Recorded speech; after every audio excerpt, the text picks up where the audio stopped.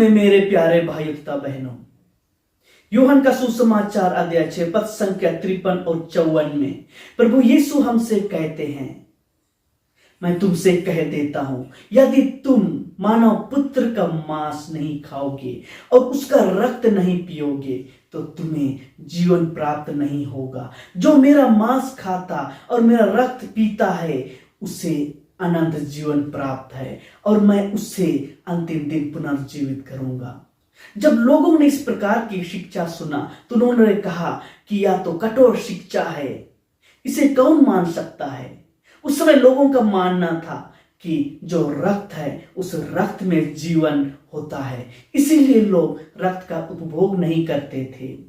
उत्पत्ति ग्रंथ अध्याय 9 पद संख्या 4 में प्रभु नूह से कहता है, तुम वह मांस मत खाना जिसमें प्राण अर्थात रक्त रह गया हो।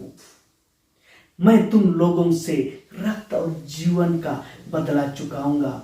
लेवी ग्रंथ अध्याय 17 पद संख्या 13 और 14 में प्रभु कहते हैं, यदि कोई इस्राएली अथवा तुम्हारे बीच रहने वाला कोई प्रवासी शिकार खेलने जाए और वह जानवर या पक्षी पकड़ लाए जिसे खाने की आज्ञा है तो वह उससे रक्त निकाल दे और उस रक्त को बालू से ढक दे, क्योंकि रक्त में ही मनुष्य तथा पशु की जीवन शक्ति होती है। जो रक्त का उपभोग करेगा उसे समुदाय से बहिष्कृत कर दिया जाएगा। जी हाँ मेरे प्यारे भाइयों तथा बहनों, जो शिक्षा प्रभु यीशु दे रहे थे वह आध्यात्मिक शिक्षा थी। उस समय प्रभु यीशु जिंदा थे और अभी तक उसने पवित्र प्रसाद की स्थापना नहीं की थी। इसीलिए जब लोगों ने इस प्रकार की शिक्षा को सुना तो इस शिक्षा को सुनकर लोग एक एक कर चले गए। इस पर प्रभु यीशु अपने शिष्यों से कहते हैं, क्या तुम लोग भी जाना चाहते हो? तो प्रभु के शिष्य उत्तर देते हैं, उनमें से जो पेतरुस है वह कहता है, प्रभु हम किसके पास जाएं? आपके ही शब्दों में अनंत जीवन का संदेश है। प्रभु यीशु के शिष्य प्रभु को जान गए थे कि प्रभु यीशु कौन है, वह मसीह है, जो ईश्वर के पुत्र हैं। जी हाँ मेरे प्यारे भाइयों बहनों, प्रभु यीशु के साथ शिष्यों ने रहकर उनके अद्भुत कार्यों को देखे, उनके चमत्कारों को देखे। इस प्रकार से उन लोगों का विश्वास दृढ़ हो गया था कि यही प्रभु है, इसी में अनंत जीवन है। हम मत्ती के सुसमाचार अध्याय 19 में एक नवयुवक के बारे में देखते हैं।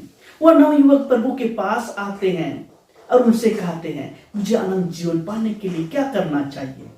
तो प्रभु यीशु उस नवयुवक से कहते हैं कि आज्ञाओं का पालन करो। तो वह नवयुवक कहता है, मैं आज्ञाओं का पालन करता हूं। तो प्रभु यीशु उस नवयुवक से कहते हैं, तो अपनी सारी संपत्ति बेचकर गरीबों में बांट दो और तुम्हारे लिए स्वर्ग में पूंजी रखी रहेगी। यह सुनकर वह नवयुवक उदास होकर चला जाता है, क्योंकि वह नवयुवक बहुत धनी था और वह अपनी धन संपत्ति से अधिक प्यार करता था। लेकिन जब हम लोग प्रभु यीशु के शिष्यों के बारे में देखते हैं तो उनके शिष्यगण है जो जब प्रभु यीशु उन लोगों से कहते हैं मेरे पीछे चले आओ, तो बिना सवाल जवाब किए उनके सभी शिष्य उनके पीछे चले आते हैं, अपना सब कुछ छोड़कर।